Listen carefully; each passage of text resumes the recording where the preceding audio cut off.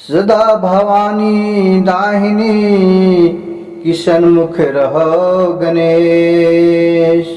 पांच देव मिली रक्षा करो ब्रह्मा विष्णु महेश। एक जंगल में एक गिद्ध अपने बाल बच्चे पूरा परिवार के साथ रहता था। वो सभी एक दिन जंगल में घूमने के लिए निकला तो गिद्ध के बच्चे ने देख रहा कि एक बुजुर्ग वृद्ध अवस्था में एक मनुष्य कोरिया का पूरा रूप ढले उसका खून पी बह रहा, वो गिड़गिड़ा रहा है।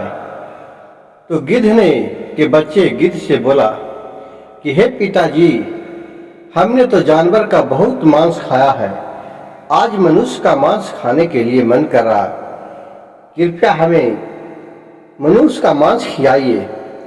तो गिद्ध ने बोला, कहाँ मनुष्य तुमको दिखाई देता है? बोला, देखे ना पिताजी, एक नीचे कोरिया आदमी है, पूरा तड़प रहा है, नहीं उसको जान जा रहा है, नहीं प्राण न जा रहा है, उसी का मांस खाना है।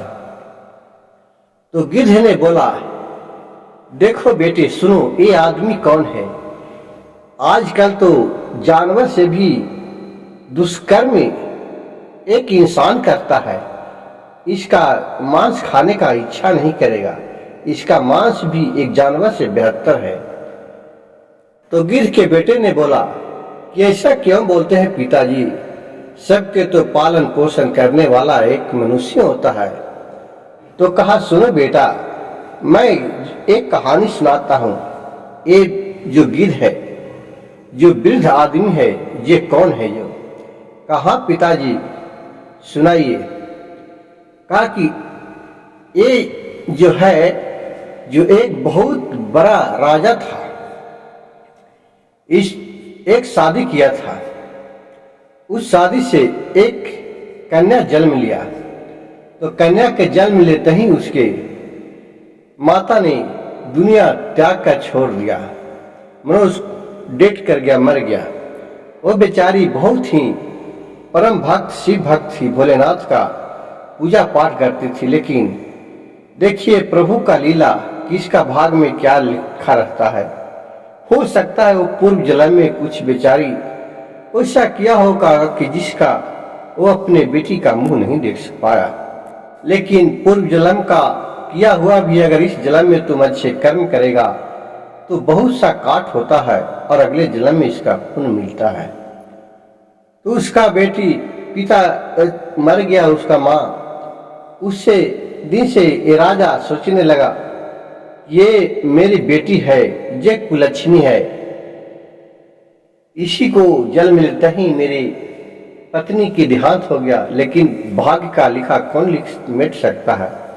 उस दिन से इसको नजर से देखता नहीं था और अपने राजमहल में इसको दिखाना भी नहीं देखना चाहता था। सोचता था कि इसको भी कहो मार दें। लेकिन लोग कहा, इसका मंत्री कहा, प्रजा लोग कहा कि राजा साहब, इस बेटी का, इस बच्ची का क्या गलती है, ये तो विधि का लिखल है विधान। और फिर कहा, ठीक है, तुम लोग की इच्छा है तो इसको पोसो पालो, लेकिन हमको नजर तक नहीं आना चाहिए। उसको एक दाई रख दिया। दाई बेचारी उसको माँ के समान बहुत ही आदर सत्कार करती थी, लेकिन बहुत इसको तकलीफ राजा देता था। अब उसका हुक्म मान करके तो कर ही पड़े। जब उस सियाना हुआ तो उसको उससे खूब काम काज कराता था। कुछ दिन बीता तो राजा को बोला कि राजा साहब, आप कितने दिन रहिएगा? नहीं है तो एक आप शादी कर लीजिए। तो शादी किए, उससे भी एक बच्ची पैदा लिया। उसको पैदा लेते ही घर में पूरा मिठाई बटाया, सब कुछ किया और उसको नाम धर दिया लक्ष्मी। ये लक्षणगर है, देखो इसको माँ, ठीक है। और कोई भी गुरु भाई गुरु बहन देखिए कि जो सौतेली माँ रहता है वो कितनों है जो सौतेली जैसा व्यवहार करवे करता है। जब देखा कि राजा ही नहीं इसको दुर्व्यवहार करता है तो हम क्यों इसको व्यवहार करें। वो भी सौतेली की तरह एकदम व्यवहार करता था। जितना भी इसका बेटी का कपड़ा लत्ता फटा फूटा उतारा रहे, पूरा हो जाए, पुराना हो जाए तो उतार के वो कुलक्ष्मी को दे दे और इसको नाम धर दिया लक्ष्मी। लक्ष्मिया लक्ष्मिया, लोग कहते कहते लक्ष्मी लक्ष्मी, बोलने लगा लक्ष्मी और कुलक्ष्मी, लक्ष्मी और कुलक्ष्मी। अब दोनों बहन हो गई। उसी होते होते इसको खूब काम करवाए, खूब कोची में, मतलब कि बहुत तकलीफ दे। अब बेचारी का तकलीफ सहते सहते लोग से भी सहा नहीं जाए। लोग कहे कि भाई ये कुलक्ष्मी को क्यों इतना तकलीफ देती है। तो राजा का हुक्म है कि तुम लोग कुछ बोल नहीं सकता है, जो हमको इच्छा से कम ये तो जिंदा तो है मेरी, एक कुलक्ष्मी है, इस जलनता ही मेरी पत्नी को खा गई। उसका दिमाग में बैठ गया। अब जिसको दिमाग में गुरुभाई गुरुबहन बैठ जाता है वो दिमाग का बीमारी का इलाज कोई नहीं कर सकता है। जैसे आप किसी को मनोविज्ञान का होता है बीमारी, कि किसी का शक होता है, उसी तरह राजा अपने कर्म के नहीं दोष दे, उसी को कर्म के दोष दे। उसी करते करते लड़की शादी करने लायक हो गया। तो राजा बोला कि जाओ इसको शादी के लिए वर खोजेगा, और ऐसा वर खोजना कि जो बहुत गरीब रहे, गूंगा रहे, अंधा रहे, भिखमंगा रहे, मतलब विकलांग टाइप का रहे, वैसा ही वर इसको खोजा जाए। और नौवा ब्राह्मण दोनों राज्य में खोजने चले, वैसा वर खोजने चले तो कहीं उसको वर ही नहीं मिले। तो आ रहा था तो एक जगह देख रहा है कि एक भिखारी है, ये मंदिर के पास भीख मांग रहा है। उसका एक ही बेटा है, वो भी बेचारा के अंधरा है, उससे नहीं सुनता है। जो भी भीख मांग के ले जाता है वो अपने माँ बेटा खाती है, और उसका एक झोपड़ी है, उसका उसी में अपना पालन गुजर बसर करती है। तो कहा कि अच्छा, इससे तो अच्छा वर और कहूं नहीं होगा। तो कहा ब्राह्मण की, हे भिखारीन, तुम अपने बेटे का शादी करोगी?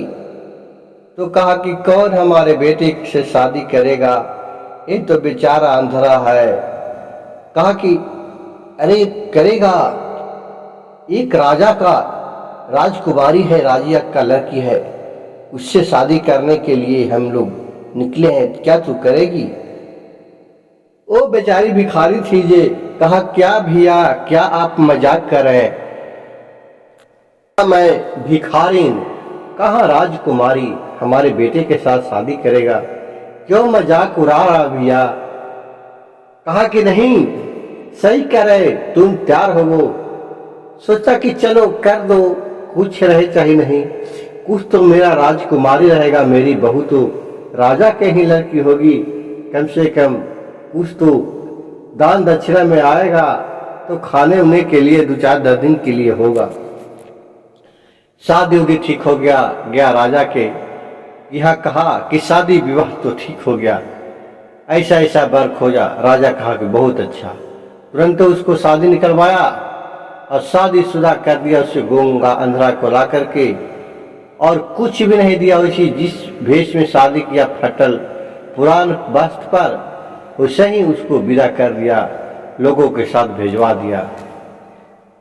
वहां गया तो उसी को अपना बेचारी जो भिखारी थी, कुछ नहीं था उसके पास, वही भीख मांग के लाई थी, तो एक टाइम के खाने के लिए था।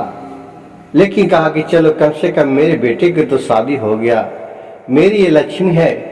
उसको बहू के खूब बिस्तरी मान के और अंदर घुसाई, अंदर प्रसी। वो देख रही कि मेरे तो एक महल, कहाँ महल में रहने वाली, और यहाँ आ गया हूँ एक झोपड़ी में कि जो खाने के लिए भी नहीं है। तो बेचारी कहती है कुलक्ष्मी कि हे प्रभु, हे भोलेनाथ, हमने क्या गलती किया है, कितना परीक्षा लीजिएगा प्रभु। कहाँ महल में रहने वाली, कहाँ हमने झोपड़ी में पहुंच गई। चलो जो भी पिताजी किए हैं अपने अच्छे के लिए किए होंगे, सोच समझ के किए होंगे। और सबके साथ हो जो भी लाते थे मांग उंग के भीख उन लोग, उसके अपना सबको बनाते थे और अपने आगे पति को खिलाते थे, अपने सास को खिलाते थे, और जो भी बच्चा खुचा भोजन रहता था उसे बेचारी अपनी ग्रहण करके और उसी में अपना सुख जीवन व्यतीत करने लगी। उसी कुछ दिन बीतने लगा। अब ये लड़की के शादी करला तो 6 महीना हो गया, साल भर। तो उसका पत्नी बोलती है कि भाई अब लक्ष्मीनिया के भी शादी कर दीजिए। उसका तो शादी कर दिए, अब तो ढेर दिन हो गया। कहा कि ठीक है, इसको भी शादी कर दो। अब इसको शादी करने के लिए बोला अपने मंत्री से कि जाओ इसको खूब ऐसा घर में खोजो बर कि जो हमारे जैसा राजा हो, क्षत्रिय हो, उसके पास किसी चीज का कमी नहीं हो, उसका दबदबा चारों दिशा में बना हुआ हो। दोनों लोग शादी विवाह करने के लिए खोजने के लिए बढ़ गए। तो एक विदर्भ देश में एक राजा था जिसके यहाँ इसका बेटी का लक्ष्मीनिया का शादी लगा और वहां शादी किया पूरा धूमधाम से। लेकिन कुलक्ष्मी के निमंत्रण तक नहीं दिया कि क्यों न आकर के भले 2-4 दिन खाए। देखिए प्रभु की लीला। गुरु भाई गुरु बहन, देखिए कोई भी अगर बुरा कर्म करता है, ज्यादा किसी को सताता है, तो भगवान का वह तकलीफ लगता है। इसलिए ज्यादा सताना भी भगवान के नजर से दूर नहीं जाता है। अब यहाँ तो सुख में रहने लगी, सब सुखी सुखी थी। ये बेचारा दुखिया ही कुलक्षणी थी, ये बेचारी अपना दुख से कभी पानी पी के रहे, कभी भूखले ही रहे, ऐसा इसका स्थिति आयल था। जब देखिए गुरु भाई गुरु बहन, जब सुख का समय आता है तो भगवान आगे दुख में इतना परीक्षा लेते हैं कि जिसका किसी तरह का कहना नहीं है। बेचारी एक दिन भूखले रह जाए तो बोली एक दिन अपने सास से, भिखमंगनी से कि हे माँ नहीं है तो कुछ चलिए हम भी आप लोग के साथ चलते हैं कुछ काम करने के लिए। तो कहा नहीं नहीं बहू, कहाँ जाएगी, जो भी लाते हैं उसी में हम लोग बनाओ खाओ। तुमको भला देख के कौन भीख देगा, हम लोग तो लाचार हैं, तो हमको भीख देगा। बोले कि नहीं माँ जी, हम भीख मांगने नहीं जाऊंगी। ऐसा करते कुछ पैसा हम लोग जमा करते हैं और उसी से कुछ अपना बिजनेस चालू करते हैं। तो उसकी भिखारीन बोली सास की बहू, हम लोग के पास यही पैसा मांग के लग रहा है कि दोनों मिला के 40-50 रुपया जमा हो गया है, इससे लो तुम कुछ बिजनेस स्टार्ट करो, ला सकती है। कहा कि हाँ माँ रुकिए सोचते हैं कुछ। या सोचने लगी, सोची कि हाँ ये तो ठंडा गर्मी का मौसम है, इस सीजन में तो खीरा लोग ज्यादा खाते हैं। तरी कहा कि ठीक है, इतना में मैं खीरा ला के और बेचता हूं। लोग गए 50 रुपया का खीरा लिए और नमक लिए और एक छोटा था किया लिए और वहां से चल दिए बेचने के लिए। जा करके एक मंदिर के पास बेच रहे थे। उस दिन उसको खीरा बिका, सब ठंडा से लिया, 4 गो खीरा मात्र बचा। उधर से शंकर जी और पार्वती जी दोनों घूमते घूमते आ रहे थे। तो देख रहे कि एक लड़की है बहू जो खीरा बेच रही है। उसको खीरा देख के पार्वती जी का मुंह में पानी आ गया। कहा हे प्रभु भोलेनाथ, चलिए तनी खीरा खाते हैं। वो खीरा मंदिर के पास बेच रहा है। उसका खीरा का धमक खम के नाक में बहुत फटा जा रहा है, बहुत स्वादिष्ट खीरा है, चलिए खाते हैं। तो शंकर जी बोले कि हे पार्वती, तुम क्या बात बता रही है, भली आई है मृत्यु भुवन पर घूमने के लिए, इस भेष में तुम कहाँ जाएगी? कहा कि नहीं नहीं, हम तो खीरा खाएंगे। कह कि चलो ठीक है, चलते हैं। तो वहां से दोनों बूढ़ा बूढ़ी का रूप धरे और शंकर जी उसके पास आगे, खीरा बेचने वाले के पास। बोली, हे जो तुम खीरा हमको खिलाएगी, खीरा खिलाएगी, हमें बहुत भूख लगा है। तो देख के बोला कि हाँ बाबा, हाँ बूढ़ी माँ, बैठिए, खीरा को खिलाते हैं।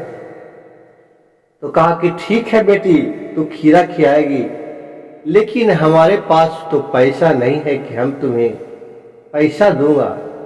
क्योंकि कोई बात नहीं है, हमने उतना बेच लिया है जो खीरा लाए थे, अब 2-4 गो बच गया है, आप लोग भूखे हैं, नहीं पैसा है तो कोई बात नहीं है, लाइए, मैं खीरा खिलाते हैं। दोनों के खीरा खिला दिए काट काट के। तो पार्वती माँ को बोले कि पार्वती माँ जो बूढ़ी के रूप में थी, बोली कि बेटी हमें थोड़ा बहुत लग रहा है, नींद आ रहा है, थोड़ा सोना है। ठीक कहा, माता सो जाइए। तो अचानक से उसी जगह बहार दिया और बेचारी बैठा थे जिस पर बोरा पर चाट बिछा दिया। और पार्वती जी शंकर जी दोनों बूढ़ा बूढ़ी थे, ये सो रहे, उनको सो रहे, उसका नींद पड़ गया बहुत अच्छा।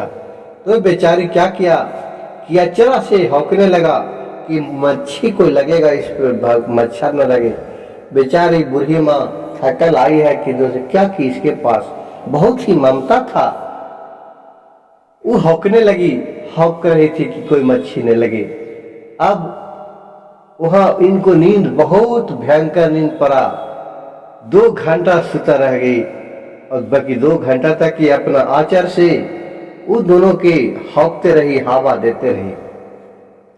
पार्वती माँ शंकर जी दुख के दोनों को नींद टूटा तो देख रहे, अरे ये तो मैं यहाँ सोया हुआ था। देख रहा कि दोनों अपने आचर से हम दो की हवा खिला रही है। बोले, बेटी तूने तो बहुत कष्ट सहा। कहा कि माँ हमने कोई कष्ट नहीं सहा, आपने हमें बेटी कहा, आप हमारी माँ हुई। एक तो मैं ऐसी अभागिन हूँ, हमें सब कुलच्छनी बोलती है। मेरी माँ बचपन में मर गई थी, हम अपने माँ को नजर से नहीं देखे। आपने माँ कहा, हम आपको बेटी हैं, आप ऐसे ही हमारे, आप अपना आंचल में स्थान देते रहिए, आते रहिएगा। मैं आपको सेवा करके बहुत खुश हुआ, बहुत धन हुआ, आप जो मेरी बेटी कहें। फिर शंकर जी या पार्वती जी कहे, ठीक है बेटी, अब मैं चलता हूँ। कहे कि ठीक है, बाकी जरूर आइएगा। कहे कि हाँ बेटी जरूर आएंगे, भला बेटी बुलाया माँ नहीं आए, ऐसा होने की बात है। कहे कि ना माँ जरूर आइएगा। कहे कि ठीक है बेटी। शंकर जी से पार्वती जी बोले कि प्रभु कुछ इसे दे दीजिए। तो शंकर जी बोले कि क्या हम दें, हमारे पास तो कुछ नहीं है, वही हमारे पास राख पाख रहता है, धुनी रमाता हूँ, बानी उनी रहता है। कहा बेटी, शंकर जी ने कहा बेटी हमारे पास तो देने के लिए कुछ नहीं है, लेकिन लो ये मेरे झोली में थोड़ा राख है, इसे तो प्रसाद समझ करके सब कोई खा लेना और अपने घर में रख देना।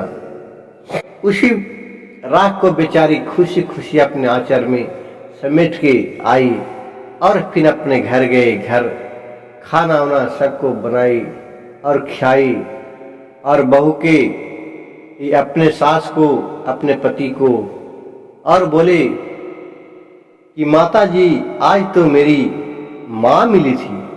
कहा बेटी तुम्हारी माँ?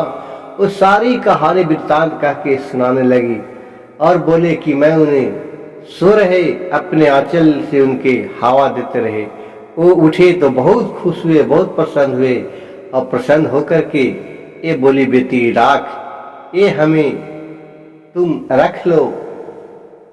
कहे कि बेटी वो और कोई नहीं, वो तुम्हारे पूर्व जन्म का ज्ञान से लगते हैं, वो भगवान शिव होंगे, वही एक राख देते हैं और तो कोई राख नहीं देते हैं। तो क्या बोले बेटी? बोले कि ये राख को सब कोई खा लेना और अपने घर में छिड़क देना और रख देना। तो उसका पति बोला कि ठीक है, लाओ हम लोग खा लेते हैं, तुम भी पालो। उस सब राख को खाली रात में सोने लगी तो भगवान के नाम लेकर के और पूरा घर में छिलक दिया और थोड़ा किसी का पेड़ रोपी थी उसमें भी थोड़ा सू डाल दिए और बाकी संदूक में, जहाँ जो भी छोटा मोटा संदूक था उसमें राख को ले जा करके रख दी। और फिर सुबह में उठी, सो रही, सुबह में उठी तो देख रहा है कि जो भी है वो पूरा महल के रूप में परिवर्तन हो गया। उसका जो झोपड़ी था ये, और इस सब का शरीर पूरा राजा रानी की तरह हो गया। और उसका पति उठा तो देख रहा है, माँ माँ हमें तो जलाने लगा, हमें तो जलाने लगा। अंधारा आदमी को पूरा जलाने लगा, वो पूरा खुश, और तीनों को पूरा खुश। ये कहने लगा कि बेटी तू अपने पिताजी को तो महल में न आ गया है, हम लोग सपना तो नहीं ना देख रहे हैं। फिर चारों पार्टी टोटो को देखे, देखा कि नहीं नहीं ये तो मेरा है, मैं यही था, मैं तो कोई सपना नहीं देख रहा हूं। तीनों कोई कहा। फिर उसके बहू बोली कुलच्छनी कि माता जी जब इतने हो ही गया, भोलेनाथ कह ही दिए, तो क्यों न हम लोग एक बहुत भारी शिव चर्चा कराते हैं जिसमें अपने पिताजी को, माताजी को, बहन को, सबको निमंत्रण देते हैं। कहा हाँ बेटी क्यों नहीं, जरूर दो। अब वहां से अब सभी को नाव ठाकुर को भेजाया, अपने पिता को एड्रेस बता करके, और वहां जाकर के दोनों को निमंत्रण देने के लिए गया। वहां से निमंत्रण दे करके आई, शिव चर्चा का दिन रखा गया। उसका पिता भी सोचा चलो क्या बेटी के पास जाओ, उसको तो ऐसा घर में मैं शादी कर दिया हूं कि उसको तो खाने के लिए भी नहीं है, लेकिन जब बुलाई है तो चलते हैं, एक बार देख ही लेते हैं। तो दोनों माँ, पिता और उसका जो बहन थी जो भी वहां आई तो देखा कि ये आलीशान महल है बना हुआ, किसी तरह का वैभव से सब कुछ भरा है, धन संपत्ति आपदा का कोई कमी नहीं है, नौकर चाकर सब लगा है। देख करके तो सकदम में पड़ गई। राजा कहा है हमने तो इस बेटी को इस तरह से शादी किया था, लेकिन ये तो देखो महल में परिवर्तन कर दिया। अपने पिता को देखकर, माता को देखकर ये अपने माँ पिता को चरण धोया, पैर लगा, गोर लगी और अच्छे तरी खातिर बात किया, अच्छे तरी सेवा टहल किए। और इन लोग तो को खाना पीना खिलाए, वो अपने बहन को भी खिलाई, जो उसको बहन लक्ष्मणिया थी। वो इसको सब पूछने लगी कि बहन तूने इतना कैसे कर लिया, तुम तो एक भिखारिन के साथ तुम्हारे शादी हुआ था, हमारे पिताजी तो एक भिखमंगा के साथ शादी किए थे, ये तुम साल भर में कैसे इतना प्रगति कर लिया। ये सारी कहानी कह करके ये बता दिया। अब फिर वहां से राजा भी और सब फिर 2-4 दिन रहे और फिर अपने वापस घर चले गए। फिर जैसे जैसे बताया उस तरह वो भी जो लक्ष्मणिया थी उसकी बहन, उसको अंदर भी लोभ आ गया। वो जाकर के कहा अपने पति से कि पति जी हमें भी पैसा दीजिए, हम भी जा रहे हैं खीरा लाने के लिए और मैं भी बेचूंगा। देखिए मेरी बहन थी ये कहां से कहां कितना वैभव धन दौलत आ गया। तो उसका पति बोली अरे तुम क्यों जाएगी, तुम्हारे पास क्या जी का कमी है, तुम्हारे पास तो सदैव भगवान के देन से सब कुछ है जी। लेकिन औरत तो जिद्दी होता है, वो बात को नहीं मानी और फिर खीरा ला करके वही बेचने के लिए चले गए। उसका खीरा कोई नहीं लिया। सांझ हुआ, शाम हुआ तो देख रहे वही शंकर जी और पार्वती जी फिर बूढ़ा का रूप धर के उसके पास आए और बोले कि हमें थोड़ा खीरा खिलाएगी, बहुत भूख लगा है। तो कहा जाओ जाओ जाओ, मैं एक आज तो बोहनी नहीं हुआ और तुम लोग खीरे मांगने के लिए चलाया, क्या भाग यहाँ से, नहीं खाएंगे। कहा बेटी खिया दो, बहुत गिर जाए। शंकर जी और पार्वती जी उसको एक डंडा लेकर के ध्यान लगा कि भागो नहीं तो तुम्हें मैं मारूंगी। हम तो शंकर जी और पार्वती के लिए खीरा रख ले हैं कि हमारे भोलेनाथ और पार्वती आएगी और खाएगी, लेकिन तुम लोग आए हैं। बेचारे जाके बूढ़ा बूढ़ी दोनों बगल में बैठ गए किनारे में। कहा ठीक है बेटी, मांग लो अपने भोलेनाथ से। और दोनों मन ही मन इसका मूर्खता पर बहुत हंस रहे थे। फिर सांझ हो गया, कोई नहीं आया। तो बोला कि हे बूढ़ी, हे बूढ़े, नहीं है तो तू ही शंकर जी के नाम पर कुछ राख उठा के हमको दे दो कि जे लेके के मैं घरे जाऊं। तो पार्वती जी बोले शंकर जी के दे दीजिए कुछ हो। तो ही झोली में से आप राख निकाल करके इसको दिया और अपना लेकर के घर गए। घर गई उसी चारोपटी छिड़क के सुत रही। सवेरे उठा तो देख रहा कि जो महल है जो एक झोपड़ी के रूप में परिवर्तन हो गया। ये देख करके तो अचंभों में पड़ गई। और जब उस राजा था उसका देखिए हाल, दिन पर दिन पूरा हाल बिगड़ने जा रहा था। जब समय ढलने लगा उसका इतना कमजोर हो गया कि उसका राज पर दूसरा राज चढ़ाई कर दिया और एकदम लाचार हो गया खैला पीने के लिए। और पूरा शरीर में घाव फोड़ा फुंसी कोरही का रूप धर लिए और वही जंगल में जाके भटकते न खाने का ठिकाना न पीने का ठिकाना, कराह कराह कर रो रही थी।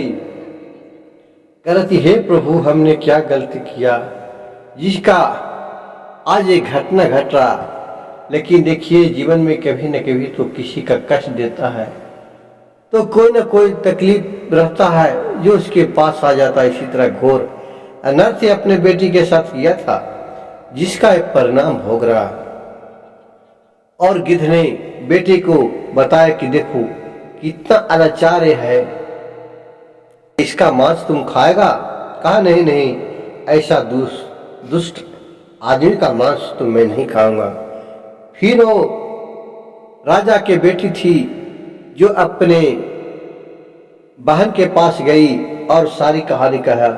तो बोली कि बहन, तूने तो भोलेनाथ और माता पार्वती को तो मारने के लिए धिकारा, इसी का तुम्हें परिणाम है। अब वही कुछ कर सकते हैं, हम क्या करें। और अपने माता पिता के लिए वो बहुत आराधना करने लगी। ये कुलच्छनी बहन थी ये, लेकिन उसका इतना पाप बढ़ चुका था कि इससे उसका कोई फर्क न पड़े। राजा रानी उसी तरह वहां पलट रहे थे। गुरु भाई गुरु बहन, देखिए कि एक गिद्ध ने उस राजा का इतिहास किस तरह से बताया। वो आगामी जो एक पंछी है, आदमी से मनुष्य से ज्यादा भगवान पर विश्वास रखते हैं और भगवान ही उनको सारी मनोकामना पूर्ण करते हैं।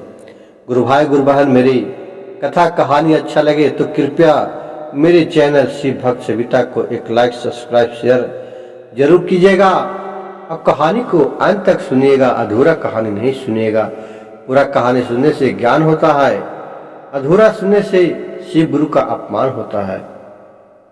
इस कहानी से हमें यही सीखने को मिलता है कि ज्यादा दुख किसी को कष्ट पहुंचाना भी आप भगवान से वंचित नहीं रह सकते हैं।